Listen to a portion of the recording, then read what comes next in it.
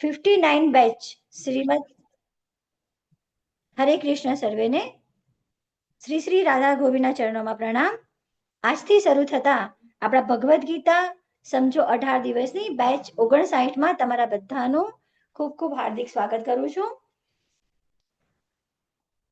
મંગળતાની કામના કરીને આજે પહેલો દિવસ છે આપણો. આપણે ભગવાનને પ્રાર્થના કરીએ કે 18 દિવસ સારી રીતે આપણે આ કાર્ય પૂરું કરી શકીએ અને તમે બધા જ જે અત્યારે આટલા ઉત્સાહથી જોડાઈ રહ્યા છો તે બધા જ ઠીક 18 દિવસ સુધી જોડાયેલા રહો. તે સાથે આપણે ગુરુના ચરણોમાં પ્રભુના ચરણોમાં વંદન કરીને મંગલતાની કામના કરીશું. ઓમ જ્ઞાનતિમિરાંધસ્ય જ્ઞાનાંજન શલાકયા ચક્ષુરુન્મિલિतं येन तस्मै श्रीगुरुवे नमः. श्रीचैतन्यमनोभीष्टं स्थापितं येन भूतले स्वयं रूपः कदा मह्यं ददाति स्वपदान्तिकं. वन्देऽहं श्रीगुरो श्रीयुतपदकमलं श्रीगुरून् वैष्णवांश्च श्रीरूपं साग्रजातं सगण रघुनाथान्वितं तं सजीवं साद्वैतं सावधूतं परिजनसहितं श्रीकृष्ण चैतन्यदेवं श्रीराधा कृष्णपादान् सगण ललितान् श्रीविशाखान्वितांश्च. हे कृष्ण करुणा सिन्धो दीनबन्धो जगत्पते गोपेश गोपिकान्त राधाकान्त नमोऽस्तुते. तप्त काञ्चन गौरांगी श्रीराधे वृन्दावनेश्वरी वृषभानुसुते देवी प्रणमामि हरिप्रिये. वाञ्छाकल्पतरुभ्यश्च कृपा सिन्धुभ्य एव च पतितानां पावनेभ्यो वैष्णवेभ्यो नमो नमः. श्री कृष्ण चैतन्य प्रभु नित्यानंद श्री अद्वैत गदाधर श्रीवासादि गौर भक्त वृंद. हरे कृष्ण कृष्ण कृष्ण हरे हरे हरे राम राम राम हरे हरे. हरे कृष्ण माताजी, दंडवत प्रणाम. हरे प्रणाम. हरे कृष्ण. હવે આજે આપણો પહેલો દિવસ છે તો પહેલા દિવસે આપણે બધા ઇન્ટ્રોડક્શન લઈએ. હરે કૃષ્ણ. અને જે પણ માતાજી પ્રભુજી જોડાયા છે તે બધાને મારી એક વિનંતી છે કે જો શક્ય હોય તો તેમનો વિડીયો ઓન કરે અત્યારે, જેથી આપણે બધાનું ઇન્ટ્રોડક્શન લઈ શકીએ. સૌથી પહેલા હું મારું ઇન્ટ્રોડક્શન આપું છું તમને. મારું નામ હેમાંગિની હરિપ્રદા દેવી છે. હું વડોદરાથી બિલોંગ્સ કરું છું અને વ્યવસાય હું હાયર સેકન્ડરીમાં ટીચર છું અને સમાજશાસ્ત્ર અને મનોવિજ્ઞાન વિશે ભણાવું છું. હવે આજના આપણા જે કો-હોસ્ટ માતાજી છે તેમને વિનંતી કરીશ કે તેઓ પણ એમનો પરિચય આપે. હરે કૃષ્ણ માતાજી. હરે કૃષ્ણ સર્વે ભક્તોને, હરે કૃષ્ણ બાળકોને. બરાબર, તમે બધા જોડાયા એ બદલ ખૂબ ખૂબ આભાર. મારું નામ દેવ્યાની છે. હરે કૃષ્ણ. હરે કૃષ્ણ. અવાજ છે? મારો અવાજ આવે છે બધાને? માતાજી આવે છે. હરે કૃષ્ણ. હા, હરે કૃષ્ણ. છે તો તમને કોઈ પણ પ્રશ્ન હોય, તમને ક્યાંય પણ કઈ ના અટકતા હોય તો તમે મને પૂછી શકો છો. મારો નંબર હું તમને ચેટ બોક્સમાં શેર કરી દઈશ. આમ પણ ગ્રુપમાં પણ મારો નંબર હશે જ, તમે ઇઝીલીથી ત્યાંથી પણ લઈ શકશો. અને હું એઝ અ પ્રિન્સિપલ સ્કૂલમાં તમારા જેવડા બાળકો સાથે જ જોબ કરું છું, એટલે મને પણ તમારા બધા કિડ્સ સાથે રહેવું બહુ ગમે છે. એટલે આજે હું તમારી સાથે એ રીતે તમારા ફ્રેન્ડની જેમ જોડાઈશ, એટલે તમારે મને કંઈ પણ પૂછવાની છૂટ છે. ઓકે. હરે કૃષ્ણ સર. હરે કૃષ્ણ. હરે કૃષ્ણ. હરે કૃષ્ણ. હરે કૃષ્ણ, દંડવત પ્રણામ. મારું નામ હિરલ પટેલ છે. હું પણ ટીચર હતી અને તમારા જેવડા જ બાળકોને સરસ રીતે ભણાવતી હતી અને બાળકો સાથે કામ કરવાની બહુ જ મજા આવે છે. 18 દિવસ આપણે બધા જ સાથે અહીંયા સરસ રીતે ભગવદ્ ગીતા શીખીશું. એમાંથી ઘણા બધા સારા નિયમો લઈશું અને ભગવાન શ્રી કૃષ્ણને પ્રસન્ન કરવાનો પ્રયત્ન કરીશું અને રોજ જ મળતા રહીશું સમયસર. આ જ રીતે બધા જ આપણે આ લિંક પર રોજ આવી જવાનું છે. હરે કૃષ્ણ સર્વેને. હરે કૃષ્ણ. હરે કૃષ્ણ. હરે કૃષ્ણ. હરે કૃષ્ણ. હરે કૃષ્ણ. હરે કૃષ્ણ. હરે કૃષ્ણ. હરે કૃષ્ણ. બધા નાના નાના ભૂલકાઓ આવી રીતે રોજ તમે 18 દિવસ આવો. એવી અમારી બધાને આશા છે. 18 દિવસ તમે ગ્રુપમાં આવો અને કંઈક શીખો અને તમારા ફ્રેન્ડને પણ તમે એમ કહો કે નેક્સ્ટ ટાઈમ થી અહીંયા આવે કે તમને આમ કેવું લાગ્યું એ ઉપરથી. બરોબર? એટલે તમે શ્યોર પણ 18 દિવસ તમે આવશો તો તમે તમારા ફ્રેન્ડને કહી શકશો કે અહીંયા કેવું શીખવા મળે છે, શું શીખવા મળે છે, હે ને? હા, તો પછી એ રીતે તમે બધા જ 18 દિવસ આવજો. જે આપણને માતાજી સમજાવે છે એ સમજીશું. થોડું હોમવર્ક આપશે તો એ કરીશું અને રેગ્યુલર આવીશું આપણે. હવે જેમના વિડીયો ઓન છે એ માતાજીને પ્રભુજીને કઈ થોડુંક એમનું ઇન્ટ્રોડક્શન આપે. તમારું નામ, તમે ક્યાંથી છો અને કયા સ્ટાન્ડર્ડમાં ભણો છો? તો હિરલ શાહ માતાજી. મારું નામ ધ્રુવન છે. કે હું અમદાવાદ છું. અમદાવાદ છું. સ્ટાન્ડર્ડમાં છે કહી દે. તું કયા સ્ટાન્ડર્ડ? સિનિયર કેજી માં ભણું છું. બોલ. હું સિનિયર કેજી માં ભણું છું. તારે ઇન્ટ્રોડક્શન આપવાનું છે તારો.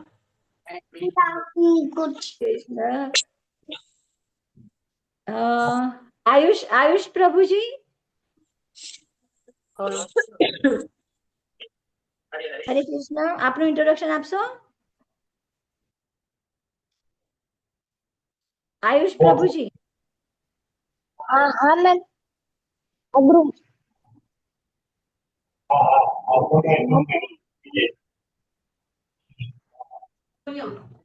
આયુષ પ્રભુજી, તમે ક્યાંથી છો? ગુજરાત થી છે. હા. કયા સ્ટાન્ડર્ડમાં ભણો છો?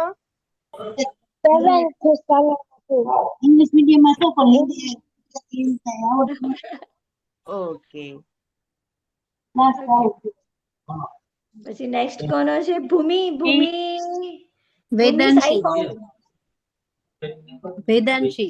વેદાંશી. ક્યાંથી છો તમે? રાજકોટ.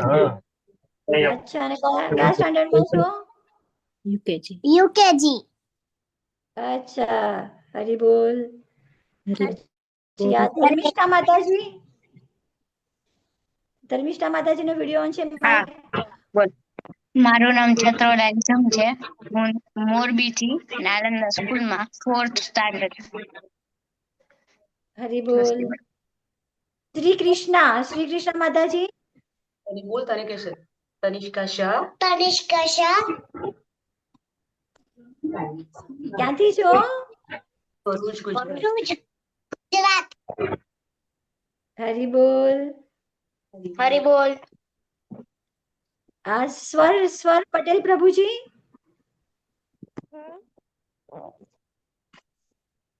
હું ગુજરાતી છું અને બીજા ધોરણમાં ભણું છું ને LMS સ્કૂલમાં છું ગોતાની. ઓકે, સરસ. આયુષ પ્રભુજી થઈ ગયું ઇન્ટ્રોડક્શન ને? ભૂમિ માતાજીનું થઈ ગયું, ધર્મિષ્ઠા માતાજીનું થઈ ગયું. દ્રષ્ટિ વ્યાસ માતાજી. મારું નામ કશ્મી છે. હું જામનગર થી છું અને હું 6ઠા ધોરણમાં ભણું છું. હરી બોલ. દ્વીપ પટેલ પ્રભુજી.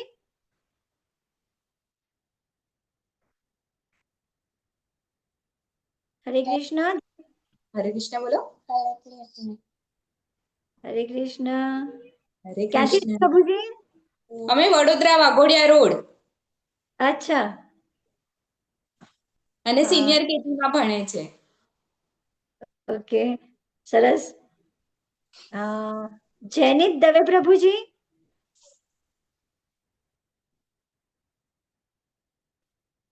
જનિત દવે પ્રભુજી માઇક તમારું અનમ્યુટ કરી દો. હેલો, સંભળાય છે? હા સંભળાય છે, બોલો. હું માતાજી છું. હરે કૃષ્ણ. હરે કૃષ્ણ. ક્યાંથી છો? હું અમદાવાદથી છું અને મારી મમ્મીનું નામ કૃષ્ણા દવે છે. ઓકે, હરી બોલ.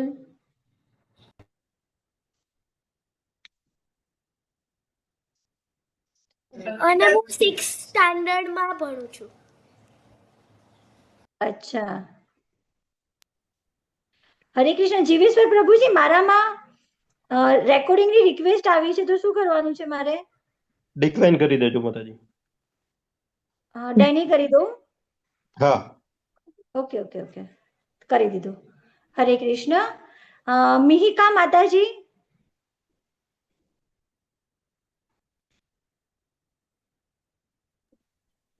મારું નામ છે. હું 2nd સ્ટાન્ડર્ડમાં ભણું છું. હું પરથી છું. ક્યાંથી છો? મુંબઈ. ઓકે, હરી બોલ. વેદ પટેલ, અમદાવાદ. હરે કૃષ્ણ. મારું નામ વેદ છે. હું 8મા ધોરણમાં ભણું છું. હું અમદાવાદ થી છું. હા, એ તો તમારા અમદાવાદ લખેલા પછી ખબર પડી ગઈ. હરી બોલ. પિયુ માતાજી.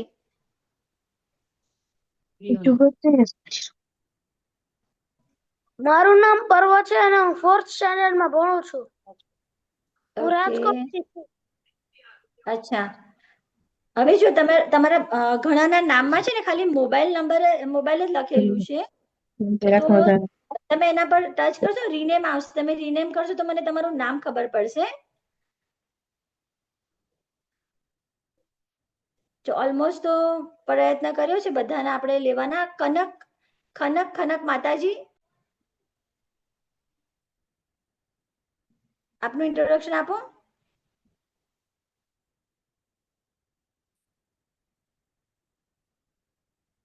ઓકે, હરે માતાજી કૃષ્ણ.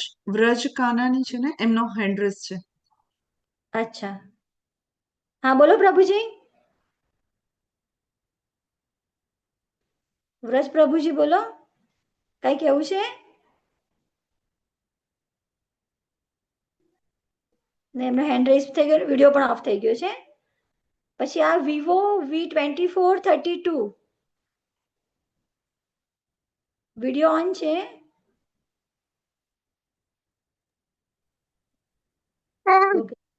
હા બોલો.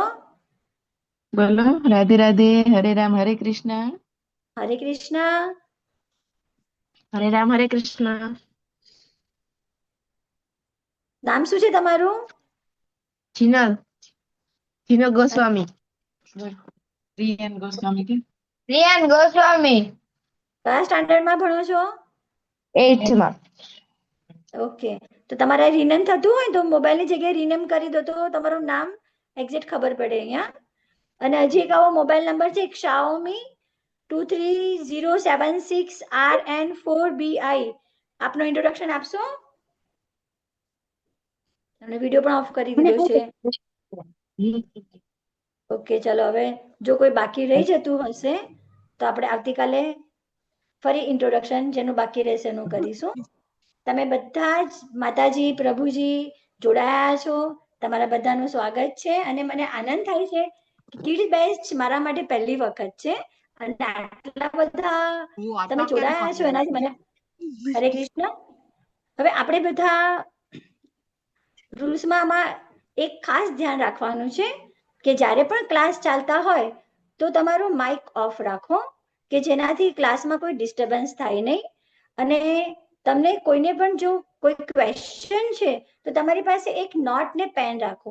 તો જ્યારે સમજાવતા હોય ત્યારે તમે એ ક્વેશ્ચન તમારા મનમાં જે આવે છે એને નોટ ડાઉન કરી લો. અને જ્યારે ક્લાસ ઓવર થાય છે, આપણો ડેલી 8 to 9 1 અવરનો આપણો ક્લાસ છે, તો જ્યારે આપણો ક્લાસ પૂરો થાય છે તો એના પછી આપણે ક્વેશ્ચન આન્સર સેશન રાખીએ છીએ. તો હું આશા રાખું કે તમે કોઈ વચ્ચે શક્ય હોય તો ડિસ્ટર્બ નહીં કરો. તમને નહીં સમજાય તો તમે મને લાસ્ટમાં પૂછજો. આપણે તમારા બધા જ ડાઉટ ક્લિયર કરવાના છે. મારે તમને બધાને જ 18 દિવસ સુધી અહીંયા જોવા છે. તો હું આશા રાખીશ કે તમે બધા મને કોઓપરેટ કરશો. ઓકે, પર્વ ભટ્ટ પ્રભુજી, આપનું ઇન્ટ્રોડક્શન બાકી રહી ગયું તો આપણે આવતીકાલે ચોક્કસ લઈ લઈશું. ઓકે. નહીં, તમારે બોલવું હોય તો બોલી લો. આપી દો તમારું ઇન્ટ્રોડક્શન. ચલો. ઓકે, મારું નામ પર્વ ભટ્ટ છે. હું ઉમરગામ જિલ્લા તાલુકામાં રહું છું. અચ્છા. એક નાના ગામમાં માંડા. હા, અને કયા સ્ટાન્ડર્ડમાં ભણો છો? મેં 6th સ્ટાન્ડર્ડમાં ભણું છું. ઓકે, હરી બોલ. હરે કૃષ્ણ. હરે કૃષ્ણ. જો જેવી રીતે તમે એજ્યુકેશન લેવા માટે બધા સ્કૂલે જાઓ છો ને, કમ્પલસરી છે, સ્કૂલે તો જવું જ પડે, ભણ્યા વગર થોડું કઈ કરવાનું છે. તો એવી રીતે આપણે આ ભગવદ્ ગીતા પણ ભલે અભ્યાસક્રમમાં નથી, આને પાસ કરીને એવું નથી કે તમે સ્ટાન્ડર્ડ પાસ કરી જશો ને અપર સ્ટાન્ડર્ડમાં આવશો, પણ આ તો જ્ઞાન એવું છે કે જો અત્યારથી તમારી પાસે હશે ને તો લાઈફમાં ક્યારેય તમે પાછા નહીં પડો. આ જીવન માટે આ જ્ઞાન આપણી પાસે છે. અને આ જીવન તો ઠીક, જેમ જેમ આપણે આ અધ્યાયો સમજીશું ને એમ ખ્યાલ આવશે કે આ જન્મ પછીના જન્મમાં પણ આપણને આ જ્ઞાન કામ આવે, એટલું અમૂલ્ય જ્ઞાન છે. તો આપણે 18 દિવસ જોડાયેલા રહીશું અને ભગવદ્ ગીતાને સમજવાનો પ્રયત્ન કરીશું, અને હું મારી રીતે તમને સમજાવવાનો પ્રયત્ન કરીશ. હવે જો આપણે સ્ટડી કરવાના છે ભગવદ્ ગીતા. તો ભગવદ્ ગીતા આપણને બધાને ખબર છે કે ભગવાન શ્રી કૃષ્ણએ એમના મુખેથી બોલાવી હતી ને અર્જુનજીને આપી હતી. અને આપણે શેનાથી જોડાયા છે? ઇસ્કોન સંસ્થા દ્વારા. આ તમને સ્લાઇડમાં જો દેખાય છે ને ઇસ્કોનનું, એનું ફૂલ ફોર્મ છે international society for Krishna consciousness. અને આના સ્થાપક હતા હિઝ ડિવાઇન ગ્રેસ અભય ચરણારવિંદ ભક્તિ વેદાંત સ્વામી પ્રભુપાદ. આપણે પહેલા થોડુંક જેના ફાઉન્ડર છે, ઇસ્કોનના ફાઉન્ડર છે, જેને ઇસ્કોનની રચના કરી છે, એમના વિશે થોડીક તમને માહિતી આપીશ. તો એમનો પ્રભુપાદજીનો જન્મ 1 સપ્ટેમ્બર 1896 થયો હતો. તેમના પિતાનું નામ હતું ગોરમોહન ડે અને માતાનું નામ હતું રજની દેવી. અને તેઓ જ્યારે યુવાન હતા, 26 વર્ષની ઉંમરના હતા, એ સમયે જ એમણે એમના ગુરુ ભક્તિ સિદ્ધાંત સરસ્વતી ઠાકોર પાસેથી દીક્ષા ગ્રહણ કરી હતી. એમની પહેલી દીક્ષા હતી. અને પણ વિચારો કે માત્ર 26 વર્ષની ઉંમર એટલે ઘણી નાની ઉંમર કહેવાય ને. અને એમના ગુરુએ એમને આદેશ કર્યો હતો કે એમનું ઇંગ્લિશ ઘણું સારું હતું, તો કે તમારે પાશ્ચાત્ય દેશ એટલે કે બીજા જે ભારત સિવાયના જે દેશો છે ત્યાં જવું અને આપણી જે ભગવદ્ ગીતા છે, ભાગવતમ છે, એનો પ્રચાર કરવો, ત્યાંના લોકોને આના વિશેનું જ્ઞાન આપવું.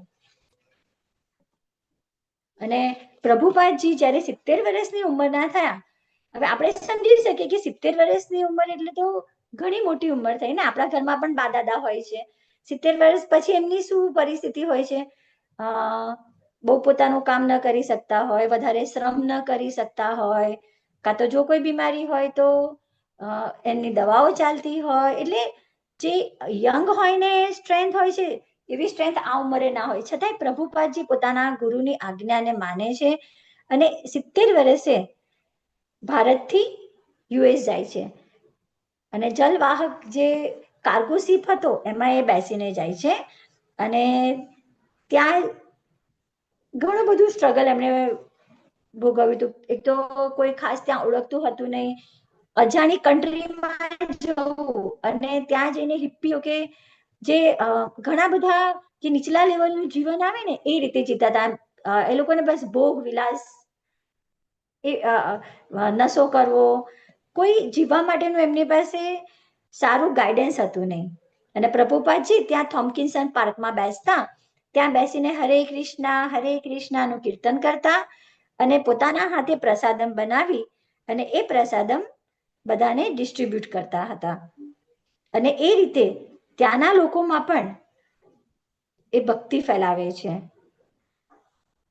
અને એવી તો ભક્તિ ફેલાવે છે કે જે લોકો નોનવેજ ખાતા, ડ્રિંક્સ કરતા, ન કરવાના કાર્યો કરતા બધું છોડી દે છે અને ભગવાન કૃષ્ણના ચરણે જાય છે. હવે કોઈ સાદા વ્યક્તિનું તો આવું કામ જ નથી. આપણે વિચારો કે આપણે કોઈ એક જણને મનાવવું છે, તમારી સ્કૂલમાં તમારા ફ્રેન્ડ્સ નવા આવ્યા છે, તમારે એને ફ્રેન્ડ્સ બનાવવું છે, તો કેટલી બધી એની પાસે જઈને તમારે એને લાલચ આપવી પડે, રોજે પોતાનું ટિફિન શેર કરવું પડે, એને બુક જોઈતી હોય તો આપવી પડે, એની નોટ્સ આપવી પડે, તો જ ફ્રેન્ડ બને ને, બાકી કોઈ ફ્રેન્ડ નથી બનતું. તો આ તો અજાણી જગ્યાએ જઈને ભક્તિનો ફેલાવો કરવો એ કઈ નાની અમથી વાત નથી. પ્રભુપાદજી એ આપણા ડિવાઇન ગુરુ છે અને એમણે આ કાર્ય કરી બતાવ્યું હતું. આ સ્લાઇડમાં તમે જો તો બધા તમારા જેવા નાના નાના પ્રભુજી દેખાય છે ને તમને. અને આ ત્યાંની વાત છે જ્યારે પ્રભુપાદજી 5 વર્ષની ઉંમરના હતા. એમના પિતા અને માતા એ પણ ભક્ત હતા, એટલે એમના ઘરમાં નાનપણથી એમને આધ્યાત્મિક વાતાવરણ મળી રહ્યું હતું. અને આધ્યાત્મિક વાતાવરણના રહેતા હોવાથી એ શું કહે છે, જ્યારે એમનું 5 વર્ષ થાય છે તો એમના પપ્પાને કહે છે કે પપ્પા મારે રથયાત્રા કાઢવી છે. આપણને ખબર હોય તો જગન્નાથપુરી છે, ત્યાં રથયાત્રા નીકળે છે. અને પ્રભુપાદજી કલકત્તા રહેતા હતા, એટલે કે બહુ ડિસ્ટન્સ નથી પુરીમાં અને કલકત્તામાં. તો 5 વર્ષે એમને કહે છે કે મને રથયાત્રા કાઢવી છે, મને રથ બનાવી આપો. તો બાળક માંગે છે અને માતા પિતા આધ્યાત્મિક છે, તો એમને એવું નાનું અમથું રથ બનાવી આપે છે. આની જગ્યાએ તમે હોવ તો તમે શું માંગણી કરો?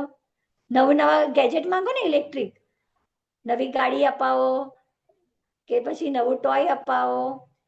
પણ પ્રભુપાદજી આવા રમકડા નથી માંગતા, પણ એ ભગવાનની રથયાત્રા કરવા માંગે છે.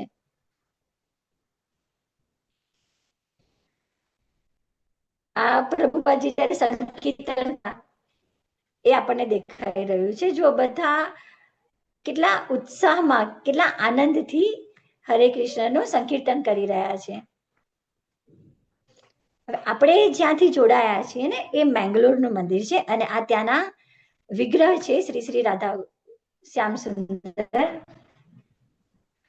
મેંગલોરમાં જે મંદિર છે એ મંદિરના જે અત્યારે પ્રમુખ છે એ છે નામાનિષ્ઠા દાસ પ્રભુજી. અને આપણે જ્યાં ઓનલાઈન ક્લાસ અત્યારે એટેન્ડ કરીએ છીએ ને એ ક્લાસ પણ નામાનિષ્ઠા દાસ પ્રભુજીએ જ્યારે કોરોના હતું, કોરોના વખતે બધા જ પોતાના ઘરમાં કેદ થઈ ગયા હતા, કશું કામ જ નહોતું કોઈની પાસે કરવા માટે, ઘરની બહાર તો જવાનું નહોતું.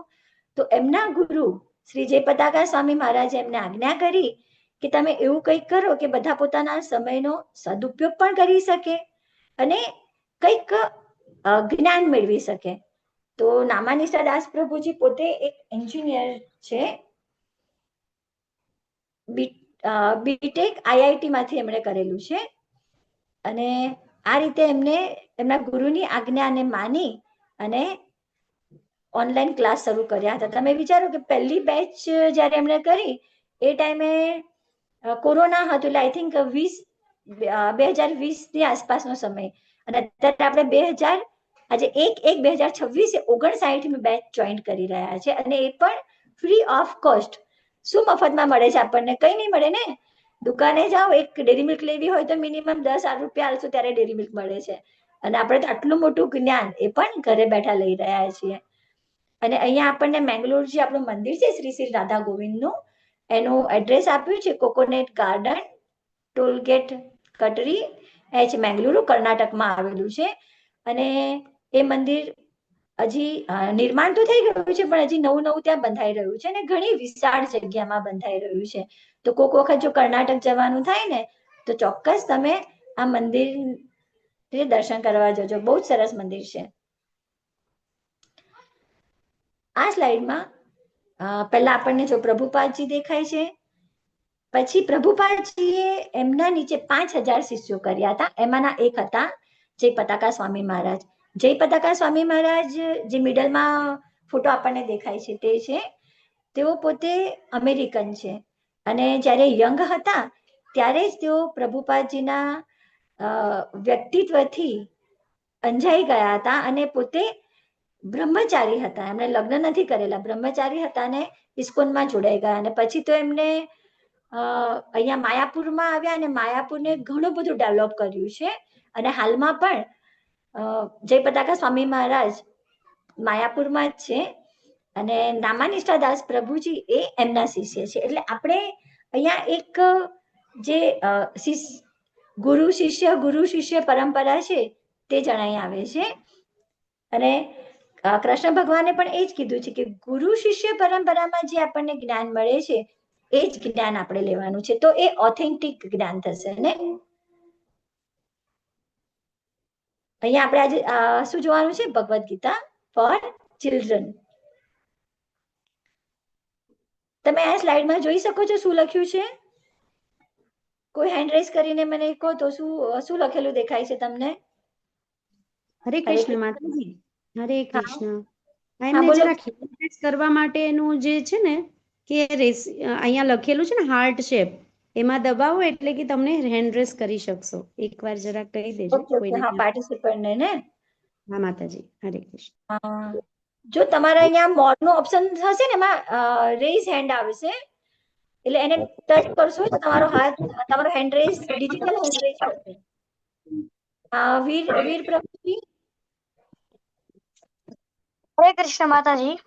હરે કૃષ્ણ પ્રભુજી, બોલો. માતાજી આમાં સ્લાઇડમાં એવું લખ્યું છે કે ભગવત પ્લસ ગીતા એટલે ભગવદ ગીતા, અને નીચે છે ભગવદ ગીતાનું દિવ્ય જ્ઞાન, દિવ્ય ભગવદ ગીતા. ખૂબ સરસ પ્રભુજી. ભગવદ ગીતા એટલે શું? તો એનો આપણને અહીં અર્થ બતાવે છે. ભગવદ વત્તા ગીતા. ભગવદ એટલે ભગવાન, ગીતા એટલે ગીત. તો આપણને બધાને ખબર છે ને કે ભગવાન શ્રી કૃષ્ણ એમના મુખેથી બોલી રહ્યા છે, એટલે આને ગીતોપનિષદ પણ કહેવાય છે. ભગવાનના મુખેથી બોલાયેલું ગીત છે આ, એટલે એને ભગવાન દ્વારા બોલાયેલું ગીત એટલે ભગવદ ગીતા કહ્યું છે. ભગવાનનું દિવ્ય ગીત છે. હવે જો આ સ્લાઇડમાં, ચલો મને કોણ કહેશે આ સ્લાઇડમાં શું તમને બે ચિત્ર દેખાઈ રહ્યા છે? હેન્ડ રેઝ કરો.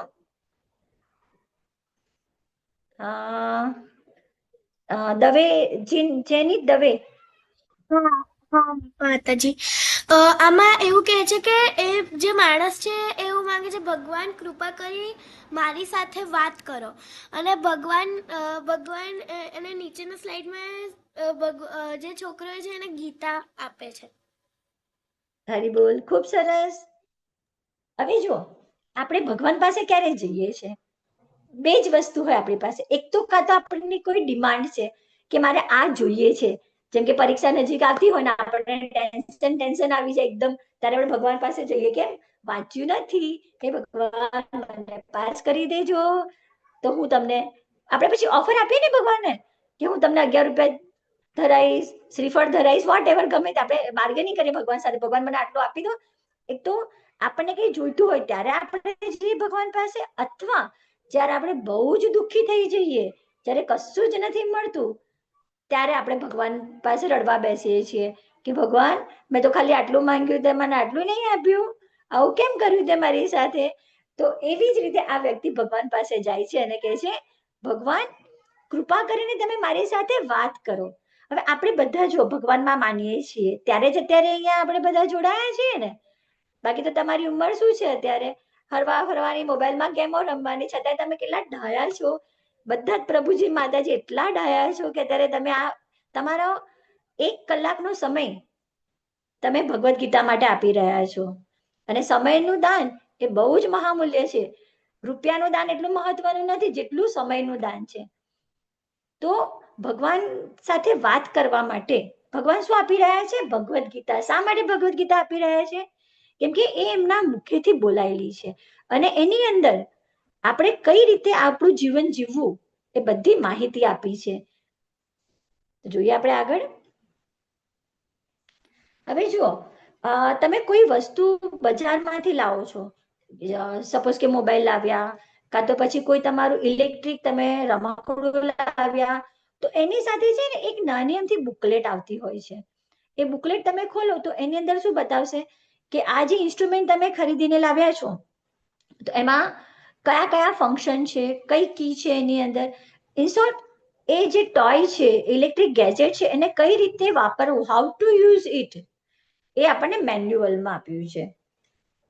તો આપણું આ શરીર છે, આ એક યંત્ર જ છે. ભલે આપણને ઇલેક્ટ્રિકની જરૂર નહીં પડતી આ યંત્ર ચલાવવા માટે, પણ આપણે ખોરાક લઈને આ યંત્ર ચલાવીએ છીએ. તો ભગવાને આપણને પણ આપણું પણ મેન્યુઅલ આપ્યું છે ને, ભગવદ્ ગીતા આપી છે કે આપણું આ જે શરીર છે, આ જે મશીન છે, આ મશીનને આપણે કઈ રીતે ચલાવવું જોઈએ. એ આપણે 18 અધ્યાય પૂરા થશે ને ત્યાં સુધીમાં તમને બધો ખ્યાલ આવી જશે. જો અહીંયા ઓકે, ચલો તમને જ ક્વેશ્ચન કરું છું. ફટાફટ હેન્ડ રેઝ કરો. What can you say? What can you see in this picture? Anybody other? બીજું કોઈ છે? ઓકે, આયુષ પ્રભુજી. માતાજી, ભગવાન શ્રી કૃષ્ણ અર્જુનને સમજાવે છે. હા, પછી બીજું શું દેખાય છે પ્રભુજી? બે બાજુ, એક બાજુ કૌરવોની સેના ને એક બાજુ પાંડવોની સેના છે. હરી બોલ, તમને તો ઘણું નોલેજ છે ને. સરસ સરસ. આ જ વસ્તુ છે. જો બે બાજુ બે સૈન્ય છે, એક બાજુ કૌરવોનું સૈન્ય છે અને બીજી બાજુ પાંડવોનું સૈન્ય છે. બંને યુદ્ધ માટે ઉભા છે ને, એટલે યુદ્ધ ભૂમિમાં બંને સામ સામે ઉભા રહ્યા છે. અને અર્જુનજી જેમને યુદ્ધ કરવાનું છે, તો એ એમના સારથી બનેલા શ્રી કૃષ્ણને કહે છે કે મારું રથ મધ્યમાં લઈ જાઓ, મારે આ બધાને જોવા છે.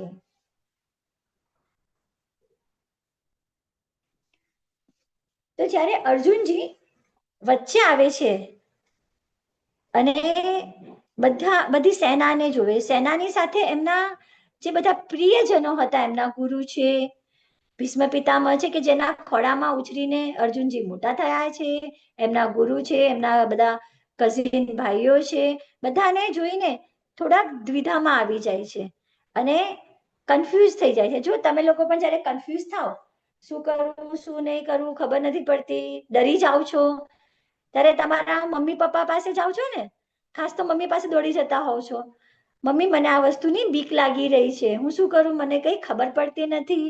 ત્યારે તમારા મમ્મી તમને કેવું સરસ સમજાવતા હોય છે ને. તો અહીંયા અર્જુનજી પણ એવા વિષાદમાં છે, દુઃખી છે, અને એ દુઃખી થઈને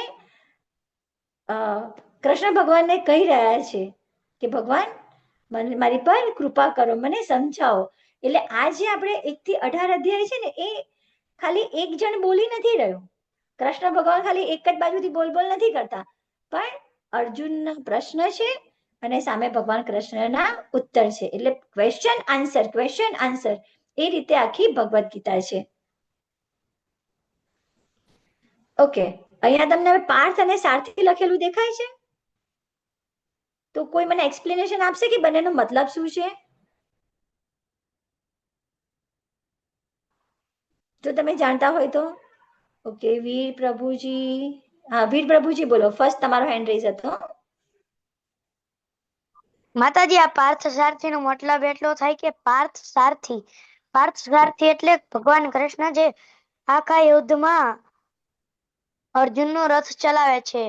પાર્થ એટલે અર્જુનજી અને સારથી એટલે ભગવાન જે રથ ચલાવતા હોય છે. ખૂબ સરસ પ્રભુજી. હવે જો તમે કીધું બરાબર છે કે સારથી એટલે જે રથ હલાવે તે, પણ આપણે અત્યારની ભાષામાં શું કહીએ આને? અત્યારે આપણે કેવું હોય તો આપણે શું કહીએ? આપણે સારથી નથી કહેતા, આપણે શું કરીએ? અત્યારે તો હવે નથી ને, અત્યારે તો ગાડી હોય છે, ગાડી હંકારે તેને શું કહીએ છીએ આપણે? ડ્રાઈવર. હા, બસ. પણ પેલા રથ હતા એટલે સારથી કહેતા. એટલે ભગવાન કૃષ્ણ અહીંયા સારથી છે. અને પાર્થનો અર્થ હું તમને સમજાવું.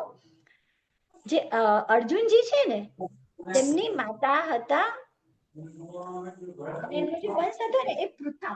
એમના માતાજી કુંતી હતા ને, એમનું નામ હતું પૃથા. અને પૃથાના પુત્ર એટલે પાર્થ. એ રીતે અહીંયા એમનું સંબોધન છે. ભગવદ્ ગીતા તેના મૂળ રૂપે. હવે જો બજારમાં જ્યારે તમે જુઓ ને, તો એટલી બધી ભગવદ્ ગીતાઓ તમને મળશે, નાની આટલી પોકેટમાં મુકાય ને, એકદમ નાની એમથી પોકેટમાં મુકાય. ત્યાંથી લઈને આપણે ઇસ્કોનની તો ઘણી મોટી ભગવદ્ ગીતા છે, ત્યાં સુધીમાં તમને ઘણા બધા પ્રકાશનો મળે છે અને ભગવદ્ ગીતા અલગ અલગ પ્રકારની મળી આવે છે. પણ આપણે શા માટે ઇસ્કોનની ભગવદ્ ગીતાને ફોલો કરવાની છે? બીકોઝ ઇસ્કોનની જે ભગવદ્ ગીતા છે ને, એઝ ઇટ ઇઝ છે, જે રીતે અર્જુનજી અને કૃષ્ણ ભગવાન વચ્ચેનો સંવાદ છે ને એ જ આપ્યું છે. એમાં કશું ઉમેર્યું નથી કે કશું ઓછું નથી કર્યું. હવે તમે જો તમારા ઘરમાં મોબાઈલ હોય છે, કોઈનો સેમસંગ નો હશે, તો કોઈનો MI નો હશે, કોઈનો વિવો નો હશે, બધાના ચાર્જર અલગ અલગ આવે છે. તમે જો સેમસંગના ચાર્જરમાં તમે વિવોનો ફોન ભરાવશો ને તો જલ્દીથી ચાર્જ નહીં થાય, બહુ સ્લો ચાર્જ થશે. પણ સેમસંગના ચાર્જરથી સેમસંગનો મોબાઈલ તમે ચાર્જ કરશો તો ફટાફટ ચાર્જ થશે ને.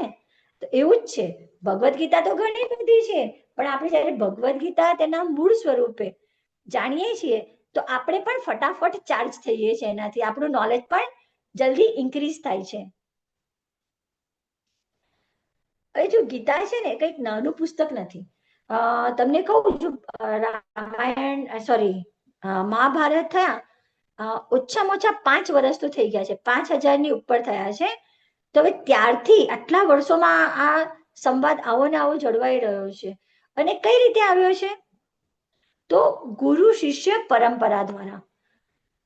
નારદજી હતા, તેમના ગુરુ હતા વેદવ્યાસ, અને એમના શિષ્ય એમ કરતા કરતા ગુરુ શિષ્ય પરંપરામાં આપણે પ્રભુપાદજી, એમના જે ગુરુ હતા ભક્તિ સિદ્ધાંત સરસ્વતી ઠાકુર, એટલે આજે આપણે જ્ઞાન લઈ રહ્યા છે ને એ ગુરુ શિષ્ય પરંપરામાં લઈ રહ્યા છે.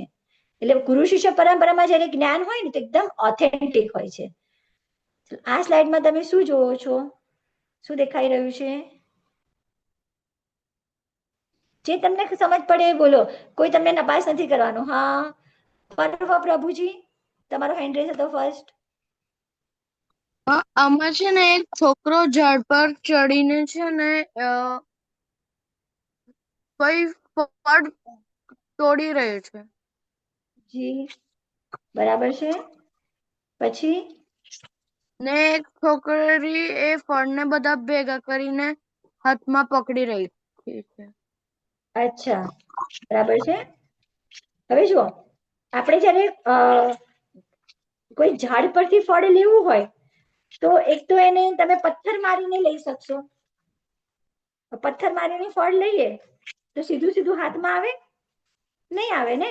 સીધું સીધું આપણા હાથમાં નહીં પડે, એ ફળ નીચે પડી જશે, સોફ્ટ હશે તો દબાઈ જશે.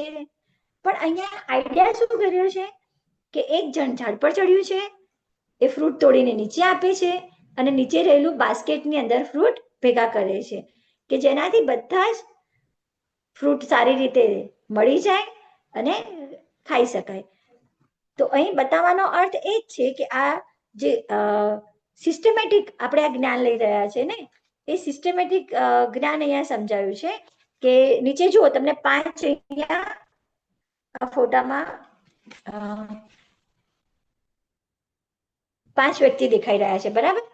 એમાં આ ફર્સ્ટ છે એ પ્રભુપાદજી છે, એમની બાજુમાં એમના ગુરુ ભક્તિ સિદ્ધાંત સરસ્વતી મહારાજ છે, એમના ગુરુ ગૌર કિશોરદાસ બાબાજી છે, એમના ગુરુ ભક્તિ વિનોદ ઠાકુર છે, અને એમના પણ ગુરુ જગન્નાથદાસ બાબાજી છે. તો આ રીતે ગુરુ શિષ્ય પરંપરા છે. ભગવદ્ ગીતા કેવી છે? સૂર્ય જેવી છે. આપણે જો સવાર પડે છે, સૂર્ય ઉગે છે, તો એના કિરણોથી અંધારું જતું રહે છે અને આખું વિશ્વ એકદમ પ્રકાશમય બની જાય છે. તો આ ભગવદ્ ગીતા પણ જે આપણા જીવનમાં અત્યારે આપણે ભણી રહ્યા છીએ એ કેવી છે? પ્રકાશ ફેલાવનારી, આપણા જીવનને અંધકારમાંથી આપણને બહાર કાઢનારી છે.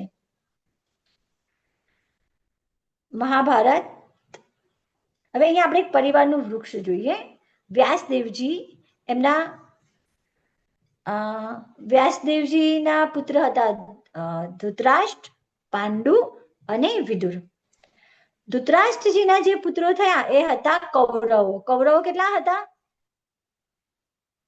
કેટલા હતા કૌરવો? બોલો.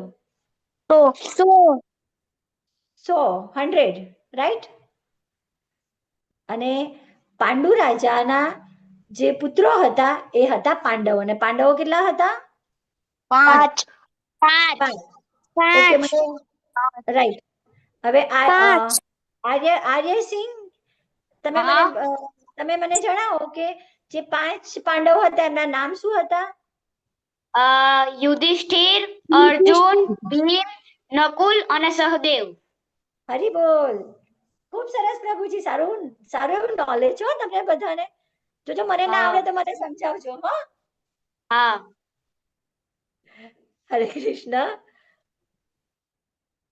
તો આ જે મહાભારતનું ટ્રી છે એના જે થડ કહેવાય એ વ્યાસદેવજી હતા. ધૃતરાષ્ટ્ર અને પાંડવ ને વિદુર, આ ત્રણેય ભાઈઓ હતા. તો ધૃતરાષ્ટ્રના પુત્રો કૌરવો છે અને પાંડુ રાજાના નામથી એમના પુત્રોને પાંડવ કહેવાયા. હવે જો તમારે છે ને આજનો આપણો આ ક્લાસ પતે ને પછી ક્વિઝ એટેન્ડ કરવાની છે. હવે ક્વિઝ તમને MCQ જેવી હશે. એક ક્વેશ્ચન હશે અને એની નીચે ABCD એવા 4 આન્સર હશે. તો તમારે જે રાઈટ આન્સર હોય એને ચૂઝ કરવાનો છે. આ રીતે રોજે તમારે ક્વિઝ આપવાની છે. તો ક્વિઝમાં તમને નાના ક્વેશ્ચન પૂછાશે. તો જ્યારે પણ આપણો ક્લાસ ચાલે છે તો તમે ધ્યાન રાખજો કે તમે યાદ રાખી શકો. રાઈટ. આજનો જે આ પહેલો આપણો અધ્યાય છે એનું નામ છે કુરુક્ષેત્રની યુદ્ધભૂમિ પર સૈન્ય નિરીક્ષણ. કુરુક્ષેત્ર એ જે ભૂમિ છે એનું નામ છે અને એને અત્યારે યુદ્ધ ભૂમિ તરીકે લેવાય છે ને, 2 બાજુ યુદ્ધ થઈ રહ્યા છે. અને સૈન્ય નિરીક્ષણ એટલે જે સેનાઓ છે એનું નિરીક્ષણ.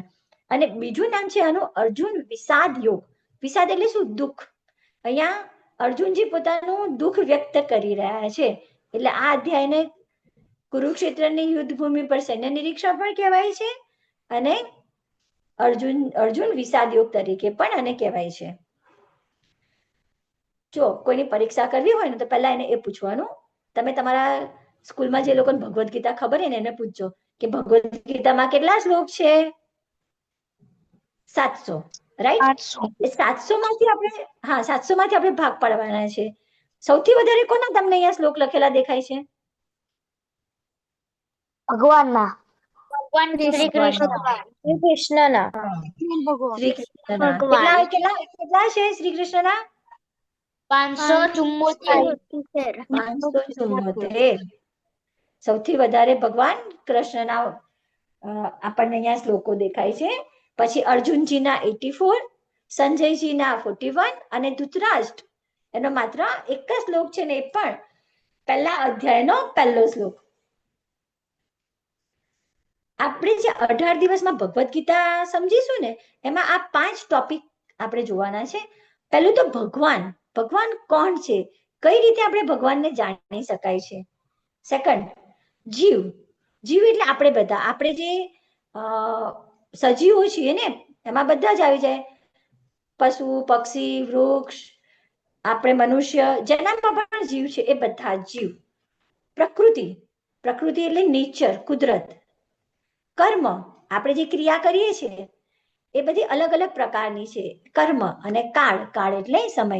આ 5 ટોપિક આપણે ભગવદ્ ગીતામાં સમજવાના છે. આપણે વાત થઈ આગળ કે 700 શ્લોક છે. રાઈટ. અને 18 અધ્યાય છે. તો 18 અધ્યાયને 6 એમ કરીને ડિવાઈડ કરેલા છે. પહેલા અધ્યાયથી 6 અધ્યાય સુધીના જે ફર્સ્ટ 6 છે એ કર્મયોગ છે. કર્મ એટલે આપણે ક્રિયા. એના પછીના જે 7 થી 12 અધ્યાય છે એ ભક્તિ યોગ છે અને 13 થી 18 અધ્યાય જ્ઞાન યોગ છે. હવે તમે જો પીઝા, બર્ગર, સેન્ડવિચ આ તો તમારું ફેવરેટ ફૂડ છે. રાઈટ. બહુ ભાવે ને તમને બધાને. તો આની અંદર જે આ ભગવદ્ ગીતા છે ને એના જે આ અધ્યાય છે ને એ પણ સેન્ડવિચ જેવા છે. ઉપર કર્મયોગ છે, નીચે જ્ઞાન યોગ છે ને એ બંનેની વચ્ચે જે ક્રીમ કહેવાય ને, મલાઈ, કે જે ખરેખર ખાવાની વસ્તુ છે તો એ છે ભક્તિ યોગ. ભગવાન કૃષ્ણ કહે છે ખબર છે, હું ભક્તિ છે ને બહુ ઓછા લોકોને આપું છું. કેમ? તો કે ભક્તના હાથે તો મારે વહેંચાઈ જવું પડે છે. ખબર છે ને, આપણે નરસિંહ મહેતા, મીરાબાઈ ભગવાનને યાદ કરતા ત્યારે ભગવાનને એમના માટે આવવું પડતું. એટલે વચ્ચેના જે 6 અધ્યાય છે એ આપણા માટે બહુ જ એસેન્શિયલ છે. પણ એવું નથી કે ઉપરના છે અને નીચેના છે કામના નથી. કર્મ અને જ્ઞાન એ પણ સમજવા એટલા જ જરૂરી છે. કૃષ્ણ રથને બંને સેનાની વચ્ચે લાવ્યા. કુરુક્ષેત્રની લડાઈ લડવામાં અર્જુન મુશ્કેલીમાં હતો. તેણે ભગવાન કૃષ્ણની શરણાગતિ સ્વીકારી. અને આ જે ભગવદ્ ગીતા આપણે 18 અધ્યાય 18 દિવસમાં સમજવાના છે ને. આમ તો જો તમે જ્યારે ભગવદ્ ગીતા હાથમાં લઈને વાંચવા બેસશો ને તો આખી ભગવદ્ ગીતા વાંચવામાં ને સમજવામાં ઓછામાં ઓછો વર્ષનો સમય તમને લાગશે. અને ભગવાન કેટલી મિનિટમાં બોલ્યા છે ખબર છે? માત્ર 45 મિનિટ, 45 મિનિટમાં આખી આ ભગવદ્ ગીતા બોલાઈ ગઈ છે. અહીંયા એક સ્ટોરી છે, આપણે ટાઈમ ઓછો છે, ફટાફટ તમને એક સ્ટોરી લઈ લઉં છું. ગરુડા એન્ડ સ્પેરો, કદાચ તમે આગળ સાંભળેલી પણ હશે. સ્પેરો છે ને, એક વખત એવું થાય છે કે બહુ જ દરિયામાં મોજા આવે છે, બહુ જ હાઈલી ટાઈડ આવે છે. અને એ મોજા સ્પેરોનો જે માળો હતો એ માળાને તાણીને પોતાનામાં લઈ જાય છે. અને એમાં એના એગ પણ હતા, એના બચ્ચા હતા અંદર, તો લઈ લે છે. તો સ્પેરો જ્યારે પાછી આવે છે અને માળો જોતી નથી, પોતાના બચ્ચા જોતી નથી, અને એને દેખાયું કે આ સમુદ્ર મારા બચ્ચાને ગળી ગયો છે. એટલે સમુદ્રને જઈને કહે છે કે સમુદ્ર, તું મારા બચ્ચા મને પાછા આપ. સમુદ્રને તો બહુ મસ્તી ચડી હતી, આટલી નાની આમથી ચકલી શું કરી લેવાની છે એમ કરીને સમુદ્ર તો કહે છે હું તો કશું તને પાછો આપવાનો નથી, તારાથી થાય એ કરી લે જા.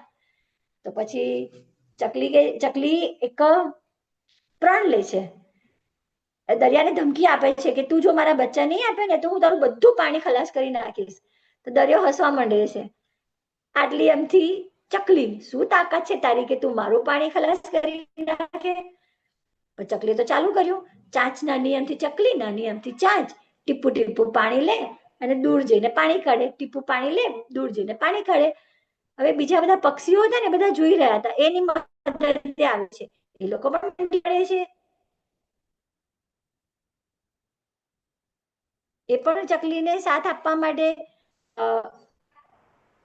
બધા પક્ષીઓ ભેગા થઈને પાણી લે છે, ઉલે છે ને બીજે નાખે. પછી ગરુડજી આવે, ગરુડજી કે છે આ શું થયું ચકલી, કેમ આવું કરે છે તું? તો કે આને મને પાછું નથી આપતો. ગરુડજી એટલે તો બહુ જ શક્તિશાળી ભગવાનના વાહન છે ને ગરુડજી. ગરુડજી જોડાયા અને આખો દરિયો પોતે પી ગયા. પછી દરિયો એમને પ્રાર્થના કરે છે કે ભાઈ તમે અહીંયાથી મને છોડો. એટલે નાનામાં પણ ઘણી બધી શક્તિ રહેલી છે. તમે બધા અત્યારે આવા ચકલી જેવા નાના નાના જ છો, પણ જો તમે પણ નિયમ કરો કે ના અમારે ભગવદ્ ગીતા સમજવી જ છે ને અમારા જીવનમાં અમારે આગળ આવવું જ છે, તો તમે પણ આગળ આવી શકવાના છો.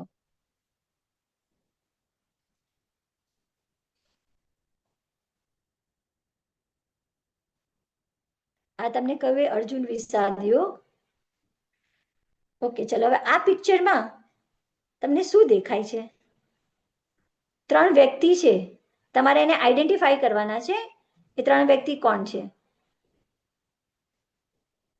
ફાસ્ટ, મને હેન્ડ રેઝ નથી દેખાતો. હા, વીર પ્રભુજી. પેલા ધૃતરાષ્ટ્ર છે, અર્જુનજી છે અને દુર્યોધન છે. હરી બોલ, ખૂબ સરસ પ્રભુજી. પહેલા છે ધૃતરાષ્ટ્ર. એને ધૃતરાષ્ટ્ર કેમ કહેતા હતા એ ખબર છે તમને? એક તો એ જન્મથી જ કેવા હતા?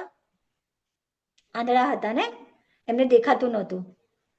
અને ધૃતરાષ્ટ્ર મતલબ એવું થાય છે કે વળગી રહેવું. એ પોતાના જે રાજપાટ હતું એને વળગી રહેલા હતા, એટલે એમના નામનો અર્થ આવો થાય છે ધૃતરાષ્ટ્ર. ધૃતરાષ્ટ્રના ચહેરા પર જો દેખાય છે કે કેવું ચિંતાજનક એમનો ફેસ છે ને. એ ચિંતા કરી રહ્યા હતા ને કે યુદ્ધમાં કોણ જીતશે. અંદરથી તો એમને એક જ હતું કે મારા પુત્રો જ જીતવા જોઈએ. અર્જુનજી આપણે જોઈએ તો અર્જુનજી કેવું એમના કપાળ ઉપર હાથ મૂક્યો છે. આવું ક્યારે કરે વ્યક્તિ? જ્યારે પોતે બહુ જ ચિંતાતુર હોય ને, ત્યારે માથા પર હાથ દઈને બેઠા હોય છે. અર્જુનજી ચિંતામાં છે કેમ કે એ યુદ્ધ કરવા માંગતા નથી. જ્યારે આપણે દુર્યોધન જોયો તો કેવો દેખાય છે? એકદમ ગુસ્સામાં, આવી જાઓ, ચલો ફટાફટ હું યુદ્ધ પતાવી દઉં, તમને બધાને મારી નાખું અને જીતી મારું રાજ્ય મારી પાસે જ રાખું, એટલા ક્રોધમાં દેખાઈ રહ્યા છે. આપણા આજના ચેપ્ટરની શરૂઆત હવે થાય છે. ધૃતરાષ્ટ્ર ઉવાચ ધર્મક્ષેત્રે કુરુક્ષેત્રે સમાવેતાયુયુત્સવ મામકાઃ પાંડવાશ્ચૈવ કુર્વત સંજય. કોણ બોલી રહ્યું હતું? ફરી બોલો. મારી સાથે કોઈ ગાઈ રહ્યું હતું હમણાં?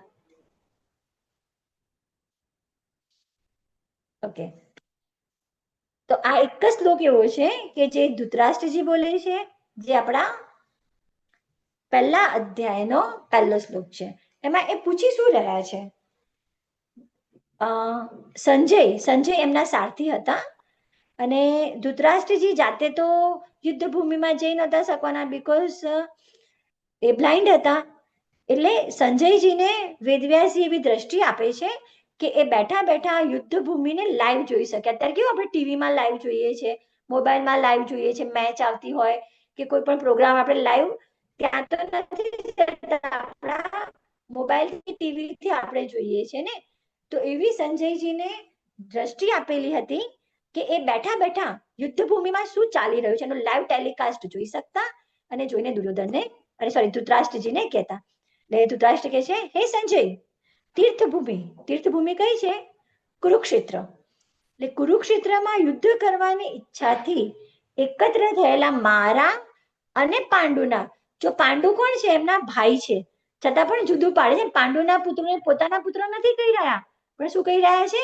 મામકા પાંડવાશ્ચૈવ, મારા તથા પાંડુના પુત્રોએ શું કર્યું એમનો ક્વેશ્ચન છે.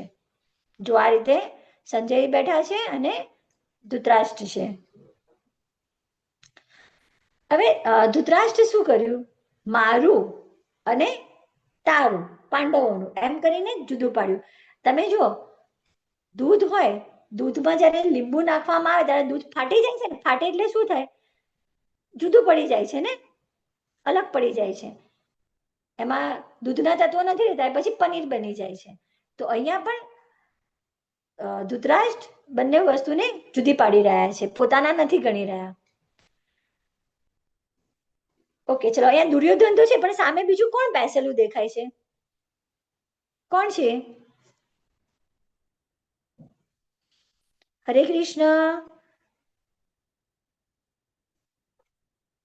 હા, આર્યાનસિંહ બોલો. શકુની મામા છે. ના, શકુની મામા નથી. શકુની મામા નથી. બીજું ગેસ કરો. ભીષ્મ પિતામહ. ના. હજી? દુર્યોધન. દુર્યોધન તો છે જ, પણ સામે જે બેઠા છે ને, દુર્યોધનની સામે બેઠા છે તે. ઓકે, હું તમને ના એક ક્લ્યુ આપું. ચલો, દુર્યોધનના ગુરુ કોણ હતા? ધૃતરાષ્ટ્ર. ના, ગુરુ દુર્યોધનના ગુરુ દ્રોણાચાર્યજી. હરે કૃષ્ણ, હરિ બોલ. પરફેક્ટ આન્સર આપ્યો તમે. ગુરુ દ્રોણ, જેમણે કૌરવો અને પાંડવો બંનેને જ્ઞાન આપ્યું હતું, શિક્ષા આપી હતી. એમના ગુરુ છે આ ગુરુ દ્રોણ. હવે ગુરુ દ્રોણની સામે એમનો શિષ્ય જો કેટલા ક્રોધમાં જોઈ રહ્યો છે. તમે સ્કૂલે જાઓ? હા બોલો. હરે કૃષ્ણ. દુર્યોધન છે. હા, દુર્યોધન છે. દુર્યોધનનો ફેસ જો કેવો દેખાય છે તમને?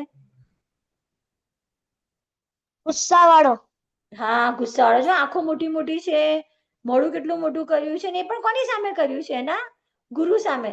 તમે સ્કૂલમાં જઈને તમારા ટીચરની સામે આવું કરો તો શું થશે? ટીચર સાંભળશે તમને? હા, પનિશમેન્ટ મળશે. તો કોઈ દિવસ આપણે ગુરુ સામે આવી રીતે ના જોઈએ ને. પણ આ તો દુર્યોધન છે, એનામાં થોડી બુદ્ધિ ઓછી હતી થોડા સંસ્કારે ઓછા લાગી રહ્યા છે, હે ને? એટલે તો પોતાના ગુરુ સામે આ રીતે જોઈ રહ્યો છે. કેમ આ રીતે જોવે છે? એના ગુરુને કમ્પ્લેન કરી રહ્યો છે. સંજય બોલ્યા, હે રાજા, પાંડુ પુત્રોની સેનાને વ્યૂહરચનામાં ગોઠવાયેલા જોઈ રાજા દુર્યોધન પોતાના ગુરુ પાસે ગયો અને આ પ્રમાણે વચન બોલ્યો. દુર્યોધને જોયું બધા ગોઠવાઈ ગયેલા છે, એટલે એના ગુરુ પાસે, ગુરુ દ્રોણ પાસે ગયો અને આ રીતે બોલે છે, હે આચાર્ય, પાંડુપુત્રોની આ વિશાળ સેનાને જુઓ કે જેની વ્યૂહરચના આપના બુદ્ધિમાન શિષ્ય એવા દ્રુપદ પુત્રે બહુ નિપુણતાથી કરી છે. હવે જો અહીંયા એ પોતાના ગુરુને એક કમ્પ્લેન કરી રહ્યો છે કે તમે જે તમારો શિષ્ય છે ને, દ્રુપદનો પુત્ર, તમે એની શિક્ષા આપી છે ને, આપણી સામે એ જ છે, જુઓ, એ જ આ લોકોનો વ્યૂહરચના એણે જ કરી છે. અને પાછળ મને બહુ મોટી એક સ્ટોરી છે, એ ફરી કોઈ વખત હું તમને કહીશ કે હવે જો યુદ્ધ સ્ટાર્ટ કરવા જઈ રહ્યા છે તો શું કરે છે બધા, એ વખતે તો શંખ હતા ને, જો તમે મહાભારત ટીવીમાં જોયું હોય તો એમાં જોજો મોટેથી શંખ વગાડતા હોય છે. તો યુદ્ધ સ્ટાર્ટ કરવા માટે બધા પાસે પોતપોતાના શંખ છે, તો એ શંખનો અવાજ કરી રહ્યા છે. હવે આ શંખના નામ પણ અહીંયા જોવાના છે, એ પણ તમને પ્રશ્નમાં પૂછાશે. ભગવાન કૃષ્ણનો જે શંખ હતો એનું નામ હતું પાંચજન્ય શંખ. અર્જુનજીનો જે શંખ હતો એનું નામ હતું દેવદત્ત. અને ભીમને અહીં ખાઉદરા કીધા છે, બીકોઝ એ છે ને બહુ જ ખાખા કરતા હતા, એમનું પેટ ક્યારે ભરાતું જ નહોતું, એટલે એમને ખાઉદરા કીધા છે. તો એમના એ ભીમના શંખ હતો એનું નામ હતું પૌંડ્ર. અને એટલા પ્રચંડ અવાજ આ લોકો શંખ ફૂંકે છે કે એનાથી આકાશ, પૃથ્વી, એની પ્રતિધ્વનિ એટલે ઇકો. તમે જો કોઈ પર્વત પાસે તમે ગયા હોય અને તમે કોઈ બૂમ પડે ને તમારા નામની કે કોઈ પણ, તો રિફ્લેક્ટ થશે, તમારો અવાજ તમને પાછો સંભળાશે. એવું કોઈ વાર ટ્રાય કર્યું છે તમે કોઈએ? કાં તો બંધ રૂમ હોય ને, બંધ રૂમ મોટો હોય અને એની અંદર તમે બૂમ પાડશો ને, તમારો અવાજ દિવાલો પર અથડાઈને તમને પાછો મળશે. તો અહીંયા આ લોકોનો શંખનો અવાજ એટલો મોટો છે કે આકાશ અને પૃથ્વી પર તેના પ્રતિધ્વનિ આવી રહ્યા છે. આ વિભિન્ન ગગનભેદી શંખના અવાજથી ધૃતરાષ્ટ્રનો પુત્ર એટલે કે દુર્યોધન, એનું હૃદય કેવું થયું છે? વિદીર્ણ થયું છે, એટલે ગભરાઈ ગયો છે. પણ બતાવાય તો નહીં કે હું બી ગયો છું. શંખના નામ રિપીટ કરું? ઓકે, જો અધ્યાય 1ના 15મા શ્લોકમાં આ નામ આપેલા છે. કૃષ્ણ ભગવાનનો પાંચજન્ય, અર્જુનનો દેવદત્ત અને ભીમનો પૌંડ્ર. આ 3 નામ યાદ રાખજો. તો આનો અવાજ આટલો મોટો છે ને, અવાજથી દુર્યોધન થોડો બી ગયો છે, ગભરાઈ ગયો છે. અર્જુને કહ્યું, હે અચ્યુત. હવે એ અચ્યુત, અચ્યુત નામ કોના માટે છે? કોને કહેવાય અચ્યુત? શ્રી કૃષ્ણ ભગવાન. હા, અચ્યુતનો મતલબ શું થાય છે? કે જે ડગી નથી જતું ને, જે ચ્યુત નથી થતું, એને કહેવાય અચ્યુત. કૃપા કરી મારા રથને બંને સૈન્યોની વચ્ચે ઊભો રાખો કે જેથી અહીં ઉપસ્થિત યુદ્ધ કરવાની ઈચ્છાવાળાઓને અને આ મહાન શસ્ત્ર સંઘર્ષમાં જેમની સાથે મારે લડવાનું છે તેમને હું જોઈ શકું. અર્જુન પોતાની ઈચ્છા વ્યક્ત કરે છે અને કહે છે કે મને યુદ્ધ ભૂમિની વચ્ચે લઈ જાઓ, ત્યાં ઊભા રાખો. ધૃતરાષ્ટ્રના દુર્બુદ્ધિવાળા પુત્રને પ્રસન્ન કરવાની ઈચ્છાથી જેઓ અહીં યુદ્ધ કરવા આવ્યા છે તેમનું મને નિરીક્ષણ કરવા દો. હવે જે લોકો દુર્યોધનની સાથે રોકાયા હતા, એની સાથે યુદ્ધ કરવા માટે એના સૈન્યમાં ઉભા હતા, તો એ બધાનું નિરીક્ષણ કરવું હતું અર્જુનને. અને શું કે છે? ધૃતરાષ્ટ્રના દુર્બુદ્ધિવાળા પુત્રને, દુર્બુદ્ધિ એટલે ખરાબ બુદ્ધિવાળો, બુદ્ધિ વગરનો. જો એનામાં થોડી પણ બુદ્ધિ હોત ને તો થોડીક જગ્યા આ 5 ભાઈઓને આપી દેતા હતા, યુદ્ધ કરવાનો વારો જ નહીં આવતો. શંખના નામ તમારે રિપીટ કરવા છે તો હું તમને લિંક મોકલી દઈશ ત્યાંની, એમાં જોઈ લેજો. અથવા ભગવદ્ ગીતામાં અધ્યાયમાં 15મો શ્લોક છે, પહેલા અધ્યાયનો, એમાં જોઈ લેજો. બંને પક્ષોની સેનાઓની મધ્યમાં ઉભેલા અર્જુને પોતાના કાકા, દાદા, આચાર્ય, મામા, ભાઈઓ, પુત્રો, પૌત્રો, મિત્રો તથા સસરા તેમજ શુભેચ્છકોને જોયા. અને આ બધા જ કોણ હતા? અર્જુનના સગા હતા બધા જ, કોઈ પારકું નહોતું આની અંદર. તો બધા જયારે પોતાના હોય, તમે જ છો અને તમારી સામે તમારા જ ઘરના વ્યક્તિઓ ઉભા હોય, તમને કીધું કે આ બધાને તમે મારી નાખો, તો તમારી હિંમત ચાલવાની છે? ના, કોઈની નહીં ચાલે ને. પોતાના છે, પોતાનાપણું છે, એટલે હિંમત નહીં થાય. તો અર્જુન શું કહે છે? મારા સમગ્ર શરીરે કંપ એટલે મીન્સ શરીર મારું ધ્રુજી રહ્યું છે, ડરથી બીકથી શરીર ધ્રુજી રહ્યું છે, મારા શરીરે રોમાંચ થઈ રહ્યો છે. મારું ગાંડીવ, એના ધનુષ્યનું નામ હતું જેને શંકર ભગવાને આપ્યું હતું. મારું ગાંડીવ ધનુષ મારા હાથમાંથી સરી પડે છે. એટલે એટલો બધો નબળો થઈ ગયો છે, એટલો દુઃખી થઈ રહ્યો છે કે એનું ધનુષ પણ એના હાથમાંથી પડી જાય છે. અને મારી ત્વચા બળી રહી છે. તડકાના લીધે નથી બળતી, અંદરથી જેને સંતાપ થઈ રહ્યો છે એનાથી એની ત્વચા બળી રહી છે. હવે આની અંદર આપણે જોવાનું છે કે અર્જુનજીના જીતવા માટેના 9 કારણો છે. પહેલું તો જે જગ્યા છે ને એ છે ધર્મક્ષેત્ર. કુરુક્ષેત્ર છે એ ધર્મક્ષેત્ર છે, કેમ કે ત્યાં ઘણા બધા ધાર્મિક યજ્ઞો, ધાર્મિક ક્રિયાઓ થયેલી હતી, એટલે એને ધર્મક્ષેત્ર કીધું છે. અને બીજું કે અર્જુન જે બાજુથી લડી રહ્યો છે એ ધર્મના પક્ષે લડી રહ્યો છે. પછી જે રથ છે એ દૈવી રથ છે. એની જે ધ્વજા છે એ ધ્વજા ઉપર જો હનુમાનજીનું ચિત્ર અંકિત થયેલું છે. અને જ્યાં હનુમાનજી હોય ત્યાં હાર તો હોય ને. આપણને ખબર છે કે રામાયણમાં જ્યારે રામ ભગવાન હતા તો એમની સાથે હનુમાનજી હતા અને રામનો વિજય થયો હતો. તો અહીંયા પણ એમના કપિધ્વજ છે. શંખનાદ, જે શંખનો નાદ કરી રહ્યા છે. ગાંડીવ ધનુષ્ય એમને મહાદેવજીએ આપ્યું હતું, જેને પતિસ્ત્ર પણ કહેવાય છે. ત્યક્તે જીવિતા એટલે જે દુર્યોધન છે એની ખોટી ભાવના છે ને, જ્યાં ખોટું છે, જ્યાં અધર્મ છે તો હારવાનું જ છે. એ દિવસે તિથિ હતી મોક્ષદા એકાદશી, એટલે ખૂબ જ પવિત્ર તિથિ હતી. ભાગ્ય લક્ષ્મીજી છે એમની પાસે. અને લક્ષ્મીજીના પતિ કોણ છે? ભગવાન શ્રી કૃષ્ણ, ઋષિકેશ, એ પણ એમની પાસે છે. આ 9 કારણો છે કે જે અર્જુનને જીતવા માટેના છે. હવે આખો જે અધ્યાય છે આની અંદર આપણને આ 4 વસ્તુ, જે 4 એના પ્રશ્નો છે. પહેલું તો કે છે કે કરુણા એટલે મને દયા આવી રહી છે કે હું શા માટે આ લોકોને મારું. પછી બીજું કે છે કોઈ આનંદ નથી. જો તમે લોકો પણ જ્યારે કંઈ પણ કામ કરો છો, કંઈ ગેમ રમો છો, કોઈની સાથે મિત્રતા કેળવો છો, તો એમાં જુઓ છો કે મને આમાં મજા આવે છે કે નહીં. તમને મજા નહીં આવે એવું કામ તમે નથી કરતા ને. તો અર્જુન કહે છે કે આ લોકો મારા જ છે, અમને મારવામાં મને કોઈ આનંદ આવતો નથી. ત્રીજી વસ્તુ શું કહે છે કે મારા સગા છે અને હું એમને મારું છું તો મને પાપ લાગશે. જો આપણે તમારા મમ્મી પપ્પા તમને કહેતા હોય કે કોઈ પણ જીવ છે એને હાનિ નહીં પહોંચાડવી, કોઈને મારવું નહીં, કેમ? તો કે પાપ લાગે છે. તો એવી રીતે અર્જુનને પણ થાય છે કે હું આ લોકોને મારીશ તો મને પાપ લાગશે. પછી કહે છે કૌટુંબિક પરંપરા. તો જે કુટુંબી પરંપરા છે એ પતિ પત્નીથી બાળકોમાં, એમનાથી એમના બાળકોમાં પેઢી દર પેઢી ચાલતી હોય. તો કે જો આ બધા જ પુરુષોને હું મારી નાખીશ તો એમના પત્નીઓનું શું થશે? કુટુંબની જે પરંપરા છે તો નાશ પામશે. અને છેલ્લો 5મો એમનો પ્રશ્ન છે એ કાલના અધ્યાયમાં છે અનિર્ણાયકતા. એટલે એ ડિસિઝન નથી લઈ શકતા કે મારે શું કરવું, યુદ્ધ કરવું કે ના કરવું. જો તમે નાના બાળકો છો, તમને તો કરુણા બહુ આવતી હોય.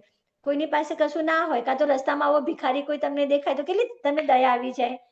લાઈને મારા બેગમાં ટિફિન છે ને આપી દેવા દે ને, એક ખાઈ જ લેશે, ભલે એક દિવસ હું ભૂખ્યો રહી લઈશ. આવે છે ને આવી કરુણા? હા. પછી આનંદ આવે એવું જ આપણે કરીએ. રાઇડ્સમાં બેસવાનું આપણને કેવી મજા આવે, મેરીગો રાઉન્ડમાં, ચકડોળમાં બેસીએ, બધી રાઇડ્સમાં બેસીએ. અને તમને હોમવર્ક કરવા બેઠા હોય બેસાડે તો આવે છે કોઈ આનંદ? કેવું પરાણે હોમવર્ક કરવા બેસો છો? તમારા મમ્મીએ કેટલી બધી લાલચ આપવી પડે, બેટા આટલું લખી લે તો હું તને આ આપીશ, તારું ભાવતું ખાવા બનાવી દઈશ. પછી પાપ. જો તમને પણ તમારા મમ્મી પપ્પા શીખવાડે છે ને કે ચોરી નહીં કરવી જોઈએ, કોઈની વસ્તુ આપણે લેવી નહીં જોઈએ. કેમ? તો કે કેવું છે? પાપ છે. કોઈનું લઈ લેવું એ પાપ છે. કૌટુંબિક પરંપરા. તમે લોકો ફેમિલી ટ્રી બનાવો છો ને તમારા બુકમાં, બા દાદા, મમ્મી પપ્પા, પછી તમે પોતે, તમારા ભાઈ બહેન, તો આવું ફેમિલી ટ્રી. હા, પરંપરાગત આવી રીતે આવે ને. અનિશ્ચિતતા એટલે શું સાચું છે અને શું ખોટું છે ને ડિસાઈડ નથી કરી શકતો. What is right and what is wrong. ગીતામાં 5 વિષયની જાણકારી છે. ઈશ્વર એટલે કે ભગવાન કૃષ્ણ, જીવ એટલે આપણે બધા જ, પ્રકૃતિ આપણી ભૌતિક પ્રકૃતિ, કાળ સમય, કર્મ એટલે આપણે જે પણ કંઈ કામ કરીએ છીએ બધા આપણા કર્મ જ છે. તો આપણે ભગવદ્ ગીતામાંથી આ 5 મુદ્દા શીખવાના છે. આ સાથે જ આજનો અધ્યાય આપણે અહીં સમાપ્ત કરીએ છીએ. આશા રાખું છું કે તમને સમજાય તે રીતે હું બોલી હોઈશ. આપણે બધા જ એક સાથે હાથ ઉપર કરી અને મહામંત્રનો જાપ કરીશું. ચલો મારી સાથે આપણે બધા અનમ્યુટ કરી દો તમારા માઇક. બધાના હરે કૃષ્ણ હરે કૃષ્ણ હરે કૃષ્ણ હરે હરે હરે હરે રામ રામ હરે રામ રામ રામ હરે હરે. હરે કૃષ્ણ. સર્વેને ખૂબ ખૂબ ધન્યવાદ તમારા